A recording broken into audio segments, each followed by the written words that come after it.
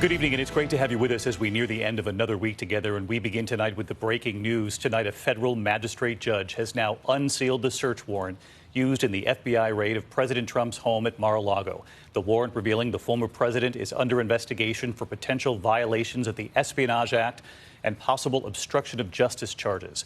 We learned that among other things taken from the home, 11 sets of classified documents, some at the highest levels of classification, meaning only a few people should ever have access to them, and in very secure locations. Tonight here, we have learned much more about what federal agents were looking for when they raided the property on Monday. The Justice Department and FBI believe Donald Trump was keeping classified documents with national security implications at his home. And today, the Washington Post reporting some of those classified documents related to nuclear weapons.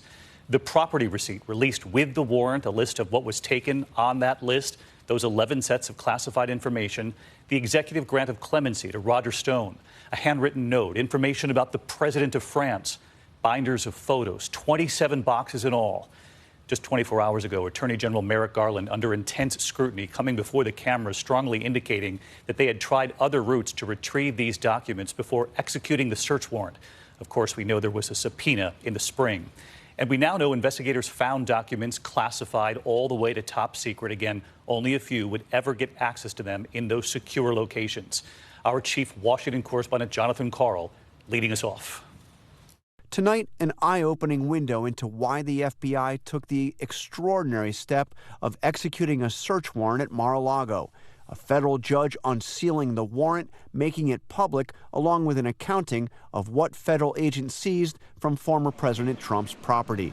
The documents revealed just how much federal agents found: 27 boxes of government records, including 11 sets of classified documents. The property receipt, a copy of which Trump's attorney received from federal agents at Mar-a-Lago on Monday night, shows that the 11 sets of classified material included 4 sets marked top secret and one at an even higher classification, top secret SCI, a classification reserved for some of the most sensitive intelligence possessed by the U.S. government, meant to be viewed only in a highly secure location.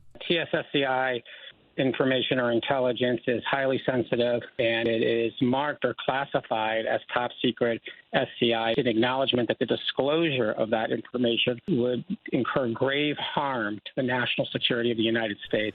The document does not say what the classified information is.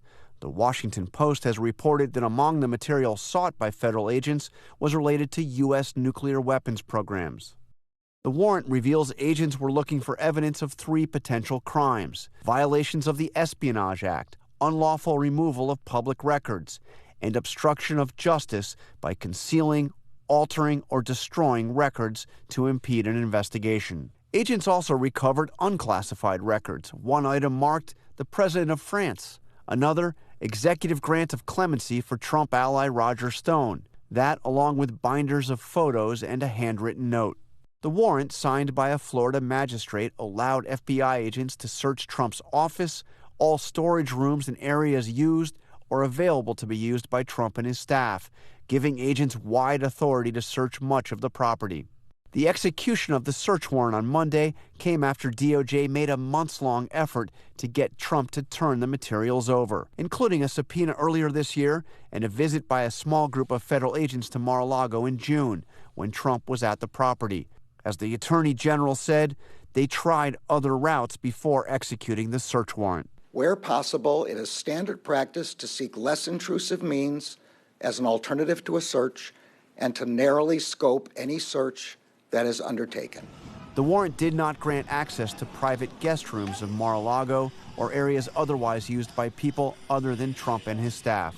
The former president said he was encouraging the immediate release of those documents, even though his lawyers had had them since Monday and could have released them at any time. Before the warrant was made public, House Republicans on the Intelligence Committee today called for the release of more information, demanding evidence of an imminent security threat to justify the search. They want the Justice Department to make public the affidavit presented to the judge outlining the justification for the search warrant. The FBI raid of President Trump is a complete abuse and overreach of its authority. Speaker of the House Nancy Pelosi criticized Republicans for attacking the FBI and suggesting the search was politically motivated. You would think there would be an adult in the Republican room that would say, just calm down, see what the facts are, and let's go for that, instead of instigating assaults on law enforcement.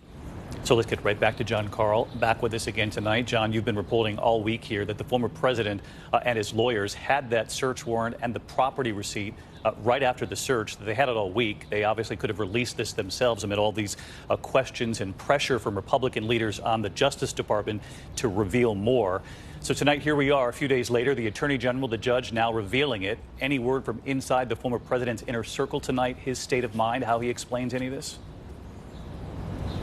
They've been incredibly quiet. As news of the warrant broke, Trump put out a statement claiming that he had declassified all this information. There is no evidence of that. And by the way, the 3 criminal statutes cited would still be relevant, even if this material had been declassified. But there's absolutely no evidence that he did that. As for Republicans, you heard them talking before the warrant was released. They have been remarkably quiet since it's been released. No Republicans taking back any of that criticism or reacting. I've reached out directly, especially to the House Republican leader, Kevin McCarthy.